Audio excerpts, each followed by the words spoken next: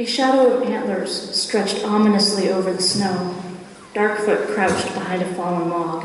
White flakes tickled his muzzle, but he dared not shake them off. With its long legs, the moose could easily outrun a young wolf like him, or kick him in the skull. If Darkfoot downed a moose alone, though, then his pack would never mock him again. Giant hooves clomped into view, legs like 4-year-old elm trees bent and passed before him. Darkfoot sprang at the moose from behind, aiming for its massive neck.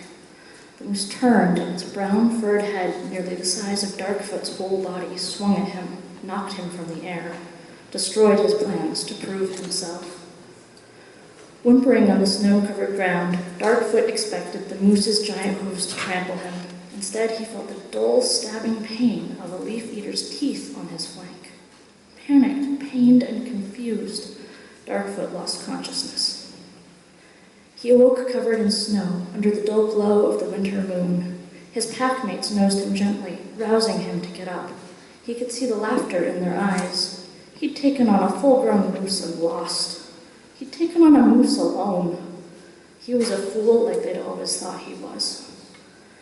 Darkfoot tried his paws and found they held his weight, though his side throbbed in pain. A crescent of tooth marks marred his flank, angry with blood. He licked his fur clean, then dejected and limping, Darkfoot followed his packmates home. Night after night, Darkfoot stayed home to heal while his friends, his brothers and sisters, went on the hunt. The pain in his flank ebbed, but the crescent scar remained. It marked him as separate from the others, a badge of his lunacy. As the winter moon waned, Darkfoot grew increasingly solitary and strange. His packmates brought back food for him from their kills, but he barely ate. On the night of the new moon, his pack downed a moose.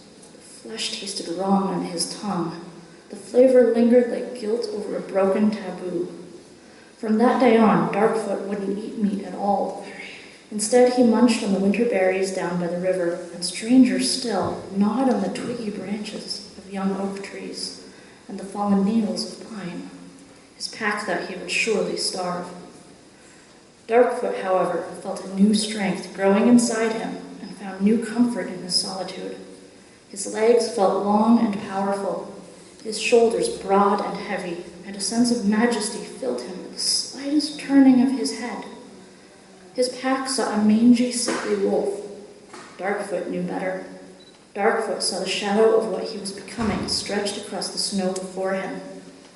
Darkfoot saw the shadow of antlers.